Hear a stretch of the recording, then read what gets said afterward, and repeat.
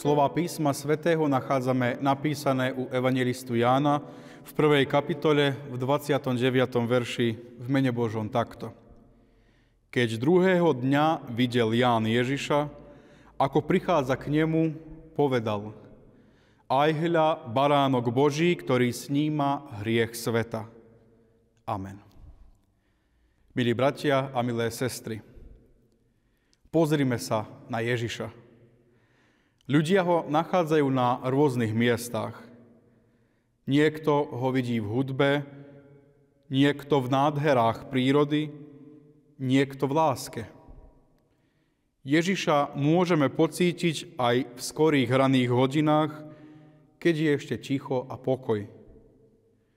Možno len počujeme spevavých vtákov, pijeme ranú kávu alebo teplý čaj a rozímame nad Božím slovom, nad modlitbou.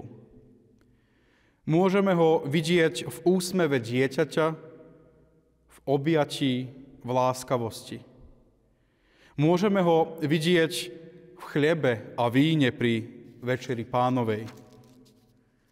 Naozaj, ak máme dobrú predstavivosť, Ježiš je prítomný na viacerých miestach a v mnohých ľuďoch. Vidíme ho vtedy, keď sa na to sústredíme a keď nevnímame ruch života. V tom nám pomáha Duch Svätý, ktorý posilňuje našu vieru, dáva energiu našej nádeji, prehlbuje našu lásku. Žijeme vo svete plnom ľudí, ktorí nevidia alebo nechcú vidieť Ježiša. Niektorí popierajú jeho existenciu, iní si zatvárajú oči pred jeho prítomnosťou a ďalší síce hľadajú, ale na všetkých nesprávnych miestach.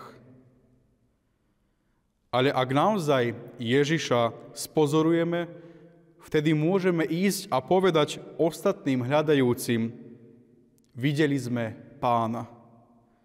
A tak ich pozvať k tomu, aby sa na neho prišli pozrieť. Pretože my, ako nasledovníci Ježiša Krista, máme povolanie zdieľať dobrú správu s ľuďmi okolo nás. Neznamená to však, že ich máme poučovať o tom, aký život majú žiť.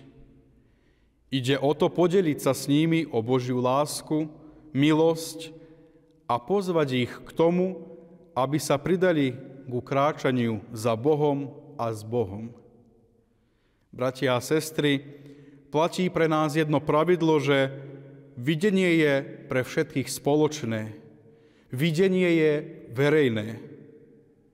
Každý vidíme rovnaký obraz, ale naša myseľ nám rovnaký obraz neponúka.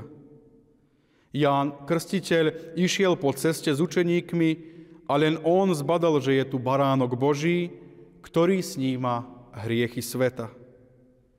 Ostatní, aj keď išli po tej rovnakej ceste, Ježiša nevideli.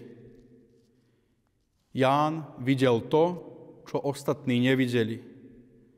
A preto rovnako ako Jánovo povolanie, aj naším povolaním je vidieť Ježiša Krista tam, kde ho iní nevidia, a ukázať ho ostatným ľuďom.